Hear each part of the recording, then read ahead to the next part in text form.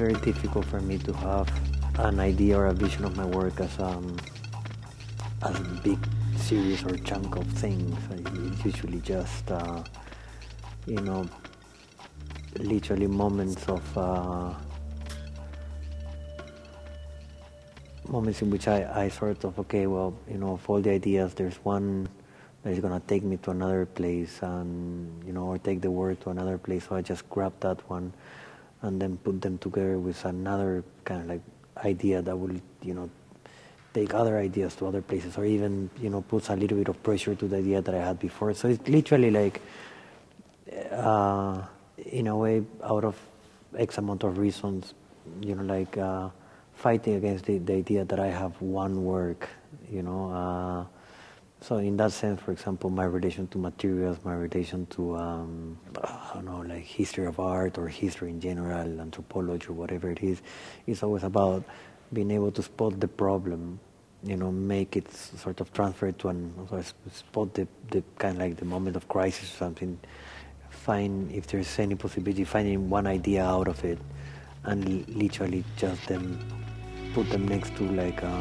another thing and start building up like a work.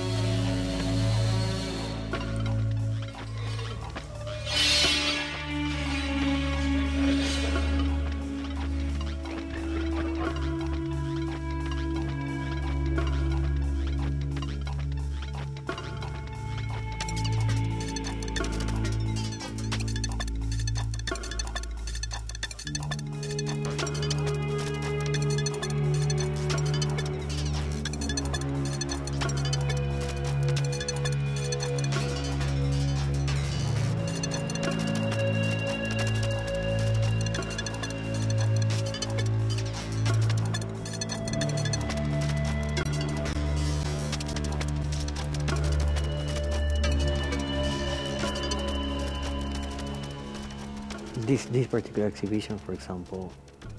is, I guess, like a very architectural base, if you might, for one specific reason, which is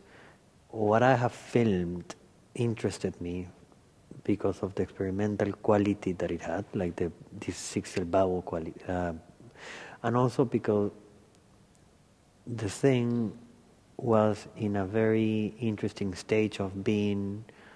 almost a ruin, and at the same time a very present example of something that wasn't able to survive the spirits of its time, this kind of like experimental quality of the 60s that couldn't, be of use, not even the 60s basically, which is kind of like the most poetic aspect of the whole thing.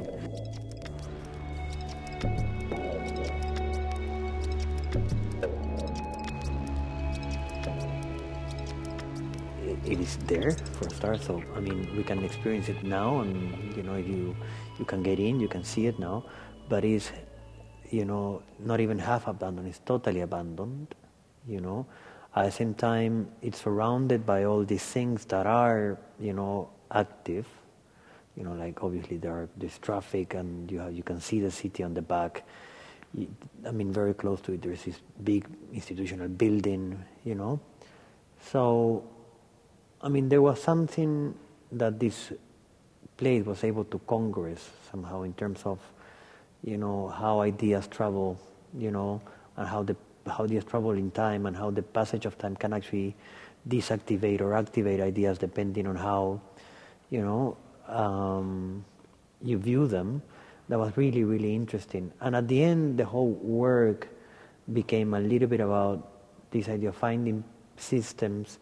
in which what is active, through the film, for example, obviously this house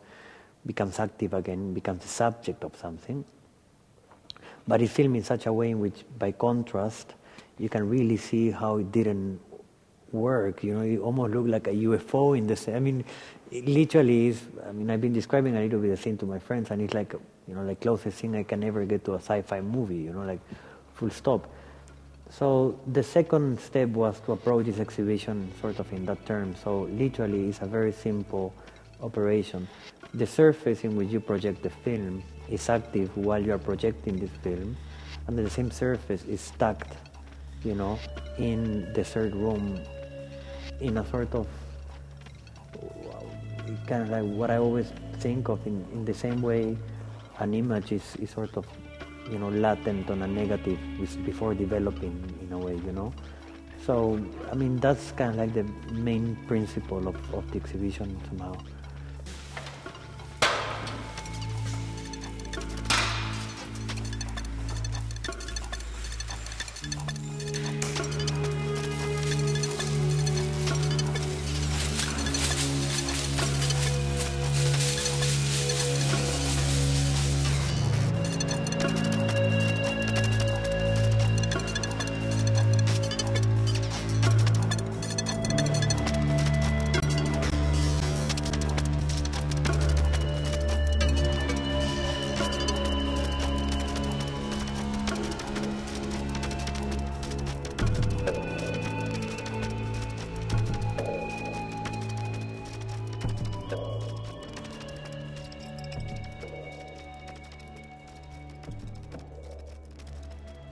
There's obviously the politics of material. Material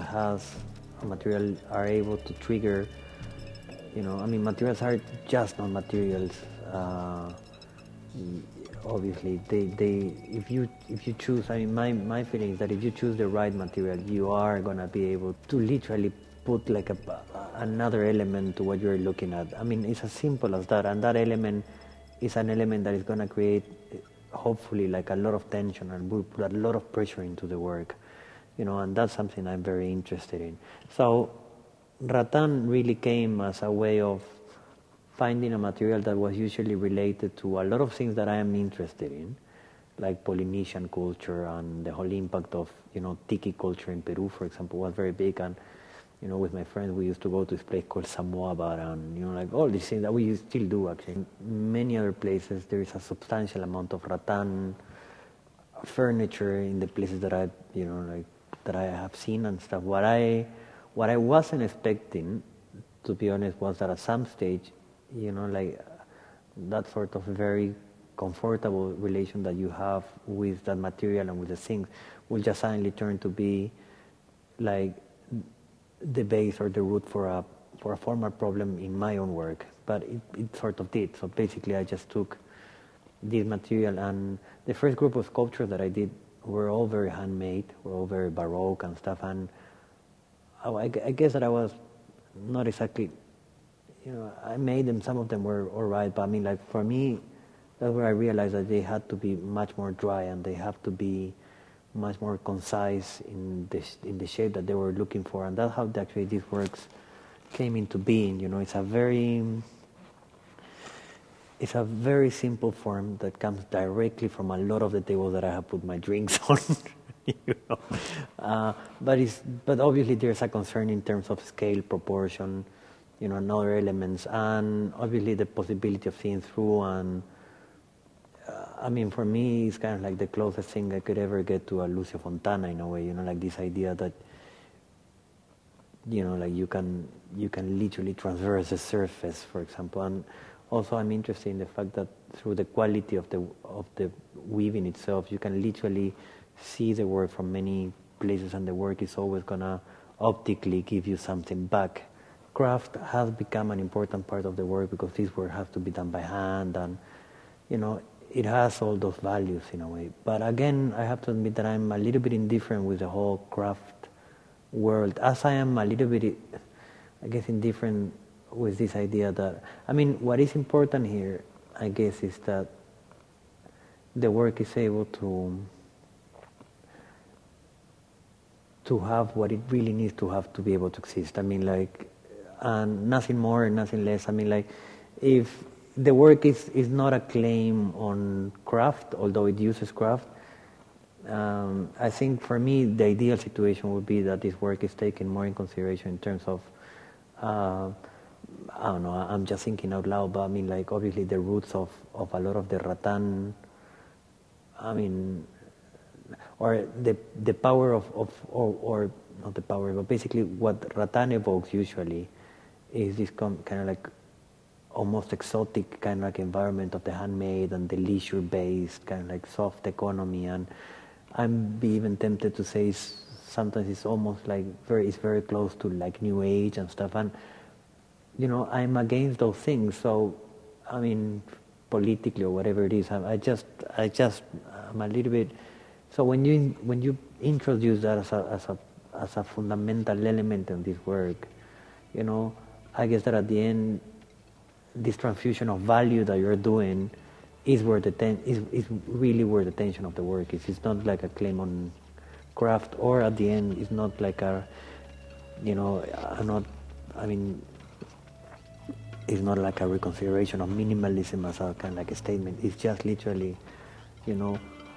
taking two very, almost polar, values, and just, putting them into one and seeing where that tension gets. I mean, where can you go after that tension is made, no?